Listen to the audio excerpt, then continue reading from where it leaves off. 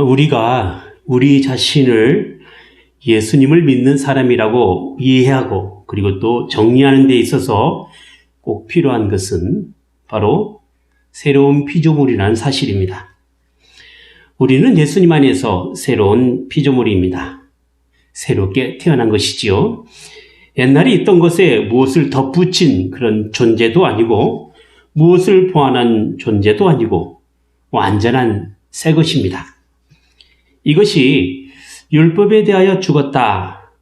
이거와 관련해서 아주 분명하게 생각해야 할 부분이기도 합니다. 우리는 율법을 만족시켜야 함에도 불구하고 율법을 근거로 하고 있지는 않습니다. 율법을 방법으로 하여 거룩하여지는 것도 아닙니다. 우리는 새로 태어나서 거룩해진 것입니다. 우리는 하나님의 자녀로 태어난 존재입니다. 율법으로 새로 난 것이 아니라 하나님의 은혜로 새로 난 것입니다. 그러므로 구원은 내가 하나님을 선택해서 된 것이 아닙니다.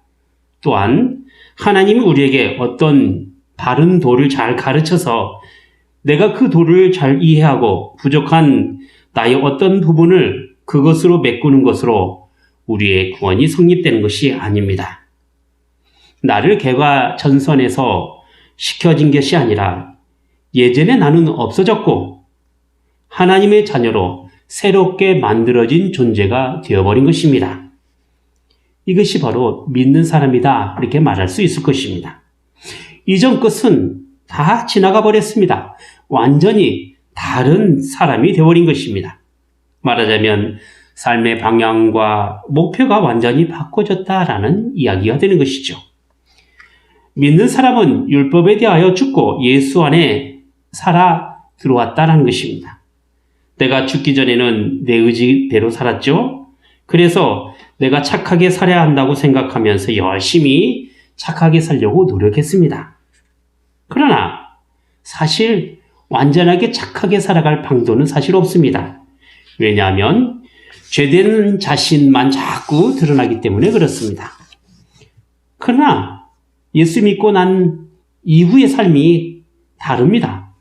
우리는 그리스도와 연합하여 이제는 우리 안에 의와 거룩을 만들어내는 모든 힘을 예수 그리스도로부터 공급받으며 우리와 함께 하시는 주님이 가지는 그 성품과 뜻과 생각을 우리의 것으로 소유할 수가 있습니다. 이것이 바로 믿는 사람이다 라고 말할 수 있을 것입니다. 우리는 주님 안에 있습니다. 우리가 주님 안에 있고 주님이 우리 안에 있습니다. 따라서 우리는 주님과 하나가 되는 것입니다. 주님과 우리 아버지 하나님과는 또 뗄래야 뗄 수 없는 관계가 되죠. 우리가 주님과 뗄 수 없는 관계가 되어 있으므로 우리는 또 하나님과 뗄 수 없는 관계에 있게 되는 것입니다. 성경에서는 그러한 모습을 포도나무와 그 가지로 표현하고 있으며 우리는 또한 성령의 전으로도 표현하고 있습니다. 왜냐하면 성령께서 우리를 당신의 성전 삼아 계시기 때문에 그렇죠. 우리가 아무리 도망가고 아무리 반항하고 아무리 못되게 논다 할지라도 우리 인생은 결국 하나님의 은혜 가운데서 합력하여 선을 이루게 됩니다. 하나님의 뜻을 이루고야 그 말길에서 우리는 결코 벗어날 수 없다는 사실을 우리가 믿음으로 아는 것이죠. 그러나 여러분 명심하시기 바랍니다. 정말 이렇게 믿음으로 하나님의 선한 일을 이루려면은 정말 많이 아프게 하나님의 선을 이루어가야 합니다. 하나님의 선이라는 것이 단순히 모든 일이 잘 되고 복만 받고 일이 술술 잘 풀리는 것만을 이야기하고 있지는 않습니다. 고난도 하나님의 선하심을 이루는 하나의 방식이 된다라는 것이죠. 힘듦과 역경 속에서 하나님의 선하심을 맛보기도 합니다. 모질고 거친 비바람 속에서 자란 나무가 뿌리를 깊이 박아 튼튼하듯이 때로는 하나님께서 우리의 든든한 신앙을 유지하기 위하여 환난이라는 상황을 만들어 가시기도 하는 것입니다. 그러므로 애매한 고난을 받을 때 하나님을 생각하면서 참으면 하나님 앞에 참으로 아름다운 모습이 될 것입니다. 베드로전서 1장 7절에 보면 이렇게 말씀을 하고 계십니다. 너희 믿음의 실현이 불로 연단하여도 없어질 금보다 더 귀하여 예수 그리스도에 나타나실 때 칭찬과 영광과 존귀를 얻게 하려 함이라 라고 말씀하고 계십니다. 지금의 어려움은 앞으로 우리에게 주어질 영광에 비하면 아무것도 아니라는 것이죠. 따라서 우리가 신앙생활할 때 반드시 확인해야 할 것이 있습니다. 그것은 바로 열매를 맺는 삶이 나타나고 있어야 된다는 것이죠. 하나님의 영광을 위하여 산다는 것은 사실 그리 간단하진 않습니다. 무조건 주여 주여 한다고 하나님의 영광이 이르지는 않습니다. 자, 그럼 무엇을 어떻게 해야 합니까? 빌립보서 1장 20절과 21절에 이렇게 말씀을 하고 계십니다. 나의 간절한 기대와 소망을 따라 아무 일이든지 부끄럽지 아니하고 오직 전과 같이 이제도 온전히 담대하여 살든지 죽든지 내 몸에서 그리스도가 존귀되게 하려 하나니 이는 내가 사는 것이 그리스도니 죽는 것도 유익함이니라 말씀합니다. 이렇게 사는 것이 신앙 안에서의 바른 삶의 모습이 되는 것이죠. 믿는 사람이라면 이 요소가 꼭 있어야 합니다. 살아도 주를 위해서 살고 죽어도 주를 위해서 죽어야 하는 것이죠. 사나 죽으나 그의 몸에서 그리스도를 존귀하게 하려는 정신을 가지고 있어야 신앙 안에서 바르게 살아간다라고 말할 수 있는 것입니다. 믿는 사람으로서 가장 절망하는 것이 무엇인지 아십니까? 내 사업에 실패하는 거요, 건강을 잃는 거요, 또 가족이 힘들게 어렵게 되어지는 거요? 아닙니다. 진짜 참 믿음으로서 절망하는 건 뭐냐면 하나님의 은혜를 내가 알고 있는데 내가 그 은혜 가운데 살지 못하게 되는 그 안타까움이지요. 하나님께서 나를 사랑하시는 그 사랑을 내가 너무나 잘 알지만 그 사랑을 우리가 감당하지 못하는 것 때문에 그렇습니다. 물론 그렇다 할지라도 포기하지는 마십시오. 결코 우리는 하나님 앞에 포기할 권리는 하나도 없습니다. 비록 하나님 앞에 부족한 모습을 가지고 있다 하더라도 주님을 위한 열심과 사랑이 늘 우리에게 있다라는 사실을 우리가 놓치지 않으면 됩니다. 뭐 대단한 기도를 한다고 믿는 사람이 아닙니다. 나라를 위하여, 통일을 위하여, 민족을 위하여 대단하게 기도하는 것보다도 자신이 하나님 앞에 죄에서 벗어나고 율법에서 벗어나서 하나님의 크신 은혜와 사랑 가운데서 하나님의 사람으로 의와 진리의 거룩함을 입고 살아가면 됩니다. 살든지 죽든지 주님께서 원하신 방법대로 살아가는 것에 있다라는 것이지요. 연말이나 연초가 되면 무슨 행사고 또 도와주는 착한 행실로 많은 사람들이 입에 오르내리는 장면들을 우리는 매스컴을 통해서 보게 됩니다. 그럴 때 과연 나는 어떻게 살았길래 저런 사람보다 못하는가? 과연 나는 무엇인가? 이렇게 실망하게 되죠. 여러분, 그렇다 할지라도 실망하지 마십시오. 하나님의 영광을 위하여 산다라고 하는 것은 선한 것으로 착한 일로 많은 사람에게 좋은 일을 드러내는 것으로가 다가 아닙니다.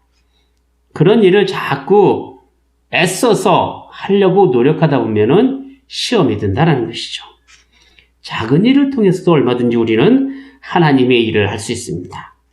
높은 자리에 갈 필요도 없어요. 능력 있는 자가 되려고 노력하지도 마십시오.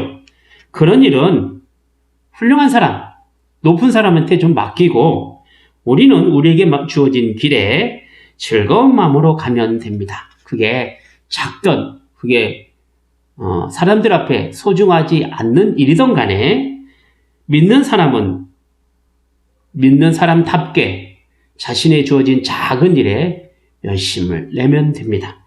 믿는 사람은 또한 자기 자녀에게도 믿는 사람만이 아는 복음의 비밀과 믿는 사람만이 아는 특권과 믿는 사람만이 아는 영광이 있다라는 사실을 잘 가르치면 됩니다.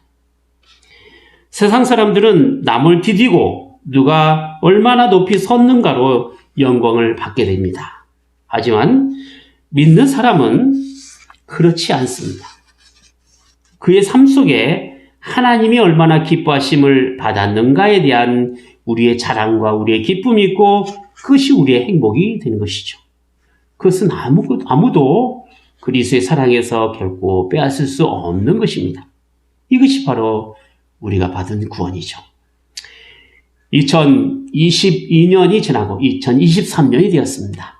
이제 2023년에는 허황되고 욕심내고 마음에 있는 여러 가지 잘못된 것에서 벗어나셔서 여러분이 얻은 그 구원을 성경을 통해서 자꾸 확인하시고 그 안에 하나님의 기뻐하심과 그 크신 능력과 사랑 속에 있는 그 기쁨을 온전히 누리시고 감사하는 믿음의 사람들이 다 되시기를 기도하겠습니다. 기도합니다. 하나님 아버지 은혜를 감사합니다. 저희로 주의 크신 사랑과 주의 능력 가운데 살게 하시고 저희의 인생 속에 하나님의 영광을 드러나게 하셨습니다. 감사하며 살 줄 알게 하시고 충성하고 성실하며 인내와 또 사랑과 또 저희가 가진 목숨과 정성과 뜻을 주 앞에 다 바치기를 소원합니다. 주님, 기뻐 저희를 연락하시고 저희의 인생을 통하여서 주님 영광 받으시고 저희를 향하신 주님의 사랑과 베푸신 은혜와 그 구원이 저희 이웃들에게도 넉넉히 드러날 수 있는 삶이 저희 안에 있게 하여 주시옵소서. 주 예수 그리스도 이름으로 기도하옵나이다. 아멘. 우리가 매년 신년 예배 때마다 성찬을 이렇게 하게 되는 것은 예수 그리스도 안에서 새롭게 된 하나님의 자녀로서 새로움을 좀 다짐하겠다라는 그 의미와 더불어 새롭게 살아가야 하겠다라는 신앙 고백을 교회와 함께하기 위함인 것이죠. 그런 점에서 볼 때 성찬에 함께 임한다라고 하는 것은 우리 신앙이 같다라는 전제가 있고 우리 고백이 같다라는 전제가 있게 되는 것이고 또 우리가 믿는 믿음의 대상이 같다라는 전제가 있는 것입니다. 그러므로 우리는 같은 구원의 생명이 있는 사람들이고요. 교회로서 주님의 지체가 됨을 성찬을 통해서 확인할 수 있는 것이고 또 확인해야 하는 것입니다. 우리가 성찬에 함께한다라고 하는 것은 우리가 서로 성도의 교통을 이루는 사람이 된다라는 것을 고백하는 행위이기도 합니다. 그렇기 때문에 우리는 함께 성찬을 나누는 사람들로서 성도의 교통을 함께 나누며 살아가야 합니다. 신뢰하는 것들을 나누어야 하고 자신이 구원받은 생명이 된다라는 사실을 함께 교회를 이루는 사람들과 서로 확인하는 과정들을 가져야 합니다. 물론 성도의 교통에는 함께 즐거워하고 친분을 쌓는 것이 필요합니다. 그러나 성도의 교통이 그것을 말하는 것은 아닙니다. 성도의 교통은 언제나 교회의 지체 역할로서의 교통이 되는 것이죠. 온 몸이 각 마디를 통하여 연결이 되는 것처럼 서로 연결이 되는 것입니다. 이렇게 연결되어 머리 대신 예수 그리스도의 명령에 따라 하나님 나라의 진행에 적극적으로 지지하며 살아가게 되는 것이죠. 그러므로 그렇게 하기 위해서는 그리스도의 생명과 그 인격 가운데 함께 신령한 것들을 나누며 살아가는 교회로서의 삶이 반드시 필요합니다.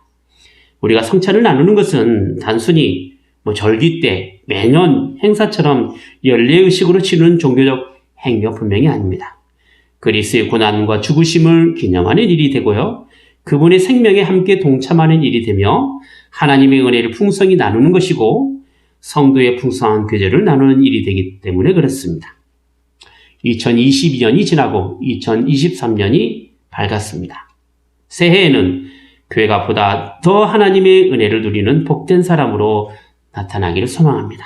그리고 하나님과의 신령한 연합과 더불어 성도 간의 신령한 교제를 나누어서 이 교회를 통하여 하나님 나라를 경험하며 살아갈 수 있기를 기대해 봅니다. 기도하겠습니다. 자비로우신 하나님 아버지시여, 저희는 이 성찬으로 당신의 사랑하는 아들 예수 그리스도의 그 고통의 죽으심을 근엄하게 기념하고 있사옵나이다. 성령으로 저희 마음을 어루만져 주셔서 저희로 하여금 정직한 마음 가운데서 저희 자신을 점점 더 예수 그리스도께 의지하도록 도와주시기를 바라옵나이다. 이리하여 무겁고 공헌한 저희의 마음이 예수의 몸과 피, 곧 하나님이시여 참 인간이신 그분으로 자라나게 하여 주시옵소서. 당신의 성령을 통하여 하늘로서 오는 참떡으로 저희가 이 세상에 살아갈 때 힘이 되게 하여 주시옵소서. 그리하여 저희가 더 이상 죄 가운데 살지 않도록 하시고 주님이 저희 안에, 저희가 주님 안에 살게 하여 주시옵소서. 그리고 저희 안에 또한 은혜를 내려주셔서 저희가 짊어져야 할 십자가를 담대히 지게 하시며 저희 자신을 부인하고 예수님을 나의 구원의 주님으로 고백하게 하여 주시옵소서. 그리고 이러한 고백의 사람들이 이 교회에 모여서 성도의 귀한 교통을 함께 나눌 수 있게 하시며 이러한 영광의 복됨이 이 교회에 풍성하게 나타나게 하여 주시옵소서. 주 예수 그리스도 이름으로 기도하옵나이다. 아멘.